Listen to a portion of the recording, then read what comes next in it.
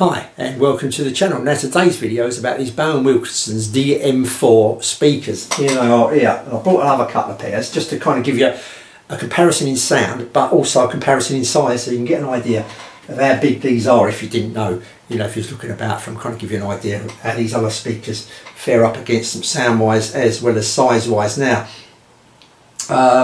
just going to quickly just how I got them and why I got them really. Just I got them because they was recommended by Kevin at Stereo Review X. He's done a few reviews on these speakers now, and it kind of intrigued me, thinking, well, I better get a pair of these, see what I think of them.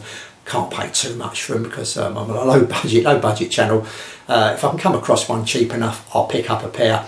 And I kind of give myself about 120 quid, something like that. I didn't want to pay much more, kind of thing, plus postage or whatever. And they come up on eBay. And I put my bid in £120, and I think the postage was about £19, something like that. So I thought fair enough, but I didn't win them. Someone else won them, and it went up for, I think it went up to 129 or something like that. So I only just lost out, probably by a bid or two, but I lost out anyway. So I thought, oh, well, fair enough, I've lost them. But anyway, a few days later, the bloke who actually selling them relisted them, and he changed it from selling, to postage, to pick up only. So of course I went back and put my bid in, and I thought, well, I've got more of a chance now picking these up for £120. About 45 minute journey to pick them up from where I am, so that's okay. And he started them at £65. I think that's including eBay fees. They kind of got, I think he probably started them at 60 quid, but by the time eBay put a little bit on for the buyer, £65, and I was the only bidder. So done me a bit of a favour. I saved on my original bid. Obviously that bloke's lost out because he's got pick up, which is hard. It's hard to sell speakers pick up only. Go for a lot less. Not unless they're really well known. Something like maybe I don't know. I've got written down here a pair of LS35As, something like that. Something it commands money. People are willing to go and pick it up if it's going to take them an hour or so to go and get it or whatever. But when it's something like this, not so winning, shall we say. Anyway, so I went round there and picked them up, and thus I've got them. But I just want to quickly tell you a story as well. The bloke there did have a record player for sale, and he sold that for £67. And that's another reason maybe not to send off speakers, because things get damaged. And he sold that record player for £67. He said he didn't send these off because the bloke who bought these originally was from Bulgaria, and he said, these are heavy as you like, it's probably going to cost £50 a speaker to wrap up and post off.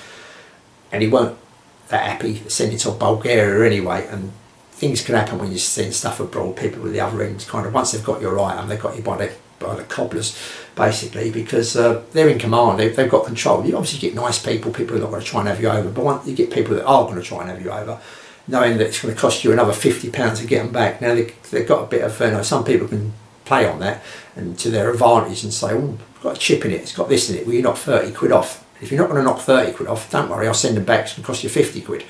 So you're in that kind of thing. There are people about that do this. It's happened to me a few times. It's happened to me in England, let alone abroad.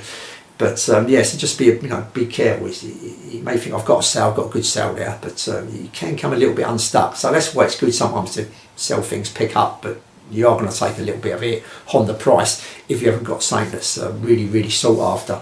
Anyway, so 65 quid's bought me these speakers.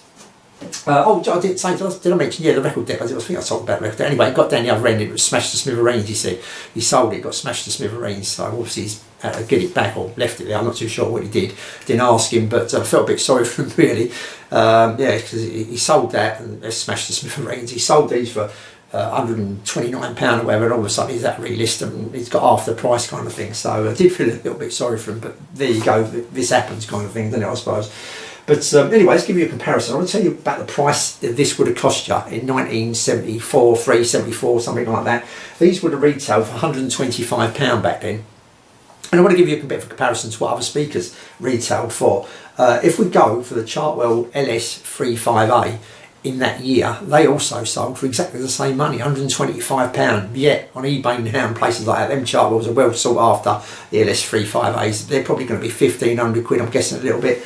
And these still probably say 150. So they're a tenth of the price now of what them Chartwells are. So it just shows you all of a sudden things become very popular. They become high priced, kind of thing. The price shoots up tenfold there. But back then you could have gotten both for exactly the same price. And in that year, the DM33s, the Celestial DM33s would have been £167 here in the UK. The Spender BC1s would have been £206. So they'd have been nearly double this, what they go, and probably they go for 4 times the price of these now. So just to give you a little bit of a comparison there. And the KEF 103s went for £145, and the KEF 104s went for £185. So this gives you a little bit of an insight there, maybe to what these prices went for back then and what these speakers go for now. Now, I've got these because Stereo Review X give a good review on these, so I thought it's interesting for me to get a pair, see what I thought of it. Though he's done quite a few reviews of these speakers, and to be honest with you, I'll give you more of a build up to what I'm actually going to talk about sound wise, maybe, but because I pretty much ditto, pretty much come to the conclusion pretty much exactly what he said, which I was kind of expecting, because I'm going, but I bought other stuff behind the 101 I bought on his recommendation and other bits and pieces, and I know that what he's saying I can relate to, and I know what I'm going to be buying, if you know what I mean. If I'm going by his recommendations, the way he's telling how it sounds and that, I'm pretty much knowing what to expect when it arrives here. And that's the case for these. These have come up, like I say, pretty much a clone of what he's said, but I will go over a few things. Right, first, and I can do a little bit of a comparison with these two speakers here, which obviously Kelvin hasn't got, but other people may have these speakers. Okay, as you can see, these are quite a bit smaller than these other two speakers here. The drivers are smaller and the cabinet's smaller, but these are quite heavy. These are heavier than these. These are quite heavy for this, how small they are. They're quite an heavy and solid built cabinet, really, solidly built. Okay, so I'm not going to take these apart. I normally take them apart, but I would suggest if you really want to look what's inside, pop over to Stereo Review X. He takes these apart in his latest video. I'll leave a link to that down below, actually. Go down and have a look if you want to see what's inside. I thought it saves me taking them all apart, taking pictures and more waffling going on. But what I will say is, once you take this bass driver out, there's wadding in there, this kind of like, whatever it is, wall kind of wadding inside. But also around that driver, there's some foam. There's some, like the foam they used to probably use on the outer of here. This is actually rubber, this on the outer, but the kind of foam, that foam, brittle foam, it gets quite brittle as it gets older. And you see a lot of speakers where it's perished here, but they've got that kind of wrapped around the speaker inside. Well, they have on mine anyway, I did have on mine, and you just tap it and it all disintegrates, it falls apart. So that falls, if you don't take it out and get rid of that, it's going to fall down inside, and maybe, I'm not saying it's going to, but it may get trapped in between the driver here on this bit here a little bit, depending on how much falls out and where it actually lands. Just thought I mentioned it because if you've got a pair, you may think, oh, I don't want that happening. I'll take these 4 bolts out and get rid of that. Try and do it so it all falls out, kind of thing. Get the speaker at the right angle, give it a little tap all the way around, and it's going to disintegrate. It's hard to explain. Have I got a speaker laying about? No, I haven't. Oh, actually, I've got one in here. Let's try and show you what I mean. After all that, I could have took a bloody picture of it, couldn't I? Oh, yeah. Right, where are we? If I can get this out quickly, bear with me. Oh, camera's right in here. There we go. It's a replacement driver for these, this here. But yeah, this bit here, kind of here it is, kind of sits there, they kind of put a bit of foam around there.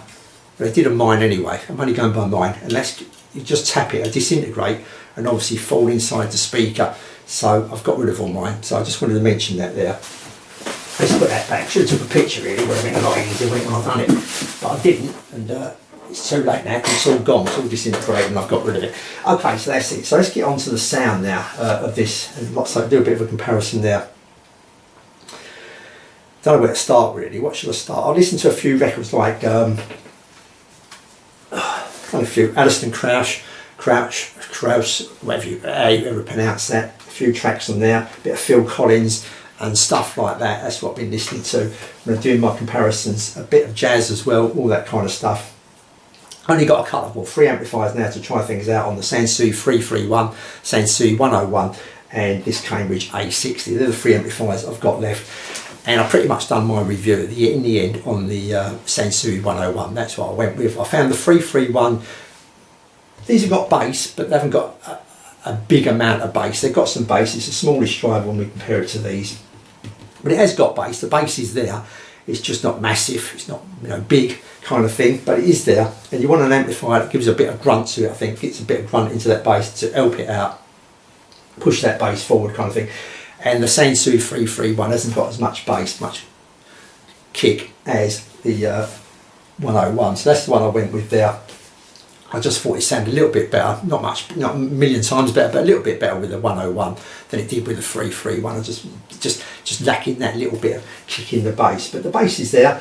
The bass isn't that, as Stereo Review X isn't that detailed. It's okay. You're going to follow the rhythm along. You're going to follow it along, kind of thing. It is there. It's got some interesting bits ish, but I've just found the bass that is okay. I put here, the bass is okay. It just seems that it just shuts down a little bit quick. It hasn't got the kind of freedom as the bass here on this paper cone, this bigger speaker. It hasn't got the freedom. It kind of just shuts down, and pretty much like Stereo Review X said, I think when you pluck that bass guitar, the string don't reverberate. It just kind of stays. It's no kind of resolution in there. It's not the detail is there in here, and it notices on the drums as well, on the snare and going around the kit. Things like that on the drums, you do notice. I was listening to Phil Collins' Easy Lover, I think it was, and when he goes around the kit and he's going with the drums and that, it's got it there, but it could do a bit more detail. It's not got the freedom as this has got. So much freedom and space around it. It just hasn't got the space in the bass here. This speaker hasn't got the space around it in the bass because it's a smaller cabinet, smaller driver. It's more compact, more compressed in there, I think. This is my way of explaining it. So it hasn't got the freedom as this has got. So when he's going around the kit and that and the snare, it doesn't sound as lively. So when I'm listening to it, you can kind of imagine the kit, when he's playing the kit there, it's kind of quite rigid, the bass. The kit's quite rigid, the drums are quite rigid, if you know what I mean. When you compare it to these speakers here, it's kind of rocking, the old kit's rocking about kind of thing, you know what I mean? You're getting more involved, you're getting more out of the kit, it's sounding better, it's sounding bigger as well. It's a better sounding bottom end, drum wise, and with the bass guitar and stuff like that. This here, it's got the space around it, it's more defined. This is much better than this on the bass section, but this is still pretty good. Like I say, you're still getting that rhythm, you're still following the bass and that, there's no problem there. It's just that this does it better than this does here. And this particular speaker, we just talk about the bass here, this particular speaker here hasn't quite got the freedom as this speaker here has at the bass, but it goes deeper, it goes bigger, it goes deeper, it goes more boomier kind of thing. So we've got two drivers here with a bass, so it's helping out a lot more. It's a bigger cabinet as well, it's helping out a lot more. And it's getting, you're not quite getting the detail, not quite getting the airiness around the bass, but it's good, you know what I mean, it's still good, but it's giving you more oomph to it, it's giving you more lower bass than this does. So yeah, bass wise it's okay. It's not that, it's not the best in the world kind of thing. I'm not saying it's the best in the world, but it's not the best in the world, but it's okay, it's going to get you by it, it's okay. So we're going to call the bass okay on this speaker. But where this speaker really starts to lift up and shine, as Stereo Review X says, and I think quite a few people probably say as well, is in the vocals, in the strings. It really, really, really is apparent when you're playing strings and the guitar and that stuff. It kind of pushes them forward. It pushes them more forward into the room, kind of thing. You're kind of easy to pick them out.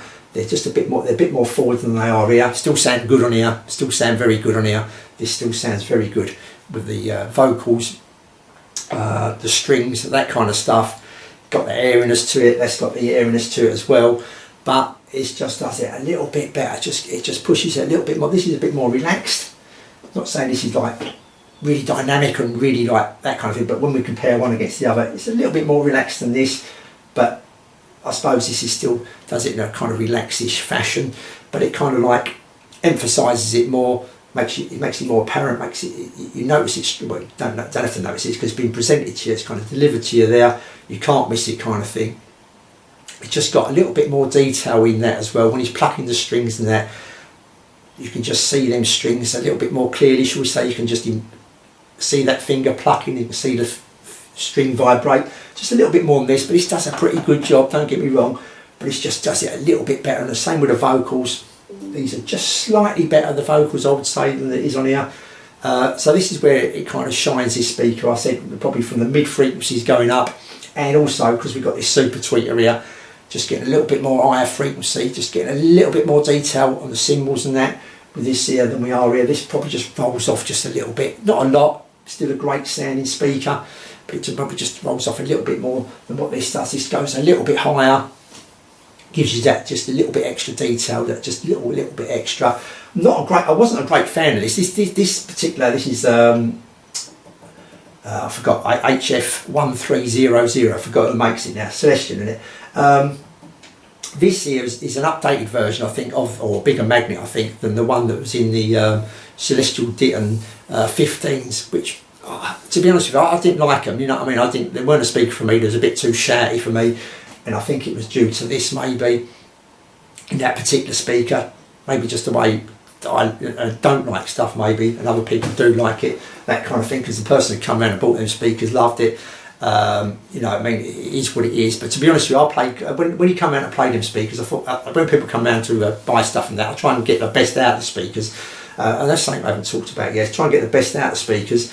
I kind of play Gloria Estefan, Miami Sound Machine, with them Dittons, and they kind of, the old rhythm going and that, and you know, you could feel it. It was loud, it was big, kind of thing. So yeah, the bloke who come around and bought them Ditton 15s, he thought that was fantastic. You know, he really loved them. I think it was just playing the right kind of music. So on here, the right kind of music would be some strings and vocals. That'd be excellent. That'd be the kind of music. And also found that going by what Stereo UX said, is that the better the recording, the better source you're putting into it, the better this sounds. You're getting more and more out of it. If you're putting a rough recording in, sometimes you get these compilation CDs and all that kind of stuff. You start putting not so good a recording in it, it really tells you that that's not a good recording. That's a crap. Now, from being kind of like okay on some other speakers, they're kind of covering it up and they're getting away with it, kind of thing. This is more revealing. Some other speakers are, you know, they're more forgiving, should I say. These are less forgiving. If you haven't got a good source, if you've got a dodgy kind of copy, hasn't been recorded in really high kind of quality kind of thing, you're going to notice it on these. Do notice it on these, but not so much. You know what I mean? You do. Not saying you don't notice on these. You can still tell, you know, you've got a dodgy recording kind of thing, but you really notice on these. Okay, so that's it. So yeah, hopefully, but yeah, just go by the soundstage. The soundstage was pretty good as well. Everything seemed to be, you know, nicely placed, nice and focused, and that. You know, I was quite like the soundstage. I just thought that when Phil Collins was playing, the cymbals and that, I just seemed to get, I could kind of imagine, I could see where that cymbal was a little bit more clearly on here, I would say, but maybe because the rest of that resolution of the drum, the more freedom of the drum kit was apparent on this speaker here, so it just made that cymbal where we were smashing it and that just stand out a little bit more to where it actually is in the soundstage than this done here.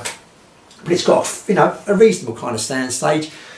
You know, it's quite nice, you know what I mean? It is nice. This has got it's a bigger speaker, it's got a bigger driver, it's got a little bit bigger, not a massive amount, a little bit more bigger soundstage. So this here was a bit louder, like, so I'm not too sure what the sensitivity of this is, I didn't look it up, but it must be a little bit more sensitive than this speaker here, because when I put it at the same volume, so I just had to turn it up a little bit here to kind of bring it up to the same volume level when I was doing the comparison, so it's a little bit more sensitive than this. But yeah, this here's got the smallest soundstage, this is slightly bigger, and this is really big. This is the right big soundstage, it's got plenty of bass in it. The detail of the top end's good, it's on par with this speaker here, everything else is nice with that speaker. These are two good speakers, I would say. Now, if I was to give my best speaker, it's going to be hard really, because if you listen to vocal strings and that, this would be the one. This is it, this is the one. But if you wanted more of an all-round speaker, you're playing more all-round kind of stuff, then this would be the one for me. You're going to lose out just a little bit at the top end, maybe just you know, it's a smidgen. It's a good word, isn't it? A tad of the resolution maybe, and of the presentation. Is a little bit laid back, like say the vocals and the strings. They're more apparent here. They push it a bit forward. It's more in your face kind of thing. But as an all-round speaker, this is pretty good. This, like I say, towards the strings, but if you want to go everything all around, it's a bit weird way of saying this. If you wanted a speaker that kind of does everything, maybe not absolutely brilliantly, shall we say, this is it. This is the speaker, because it's got that bottom end bass. It's giving you the kick of the bass. In fact, the bass may be just a bit too much bass presence. We've got two big drivers here, but the whole room's rocking. The furniture, you can feel the vibrations going through the furniture when I've got it on, and the overall sound is nice. So that would be probably my favourite speaker, the speaker that I'm going to listen to, don't matter what I sing on the CD player, don't matter what kind of genre it is, this is going to cope with it the best. This is going to give me probably the best sound, where I haven't got to pick out a speaker for a sound, if you know what I mean. I'm just going to pick it completely, I'm going to have a random jukebox and everything's going to sound okay on this speaker. This speaker here, if I want, you know, if you put these two together, if you put the bottom end of here into this, you've got your best speaker. Don't have to look any further, you've got it, there it is, done. So that is it for the price bracket. Obviously, like, this don't get silly, but you know, you're talking about price brackets. Put this in there, job done. Or if you took them there and put them there, job done. But it ain't as simple as that, is it? But that's it. That would give you everything. That'd be brilliant. It's got the bottom end and it's got the top end. Everything sounds really nice. Job done. So yeah, I think that's it really. I think you kind of got the gist of where it is. And I like these. I'm going to keep these, but I'm probably going to use these on specific tracks where I've gone, no, it's going to be so maybe not much going on, you know, a nice simple kind of track, vocals, strings, stuff like that. I'm not going to be relying too much going around the kit, that kind of stuff. It's going to be the speaker to go for. If I want to hear the drums and I want to get, you know, I want to hear a snare, I want to go around the kit nicely, I want space around the drums, that kind of music I'm going to go for. I'm going to go for this. But if I want to go around for pop, kind of like say a complete genre of music, then this is the speaker. This is the speaker. So put these two away, I'll be sticking on my stands and listening to for the foreseeable future, I would have thought, until I want to actually like pinpoint and listen to a specific genre, shall we say. So that's it. So this would be my favourite speaker out of the three. This speaker here, but it's big in it, it's massive, it's going to be, it's got the bass, the bass is kind of swaying it because it's going down really low, it's going down nice, it's pumping that bass out, and it still does the other things to a good degree, a good standard, shall we say. So that's it. I'm going to keep waffling about the same things over and over again.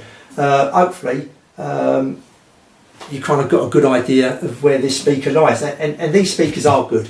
If you can get a pair of these, it's definitely worth auditioning, because I bought, this ain't the only driver I bought, I've got two of these, well, a bit mad really, got two spares of these just in case any of them go. They're not going to go, are they? You know what I mean? They're not going to go, but just in case, I've got two spares of these. They weren't expensive, I picked them up for £10 each, so I can't go wrong with there. I've got two spares of these tweeters.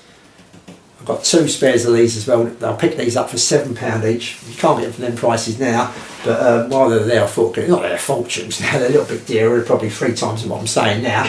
And in this box here, and in here, I've got two of these, because these are 8-inch, these are 10s. So yeah, I've kept a few spares, not that I'm ever going to need them probably, but they was cheap enough. These were 20 quid for two as well. They were cheap enough on eBay. They're not that popular over here in the UK.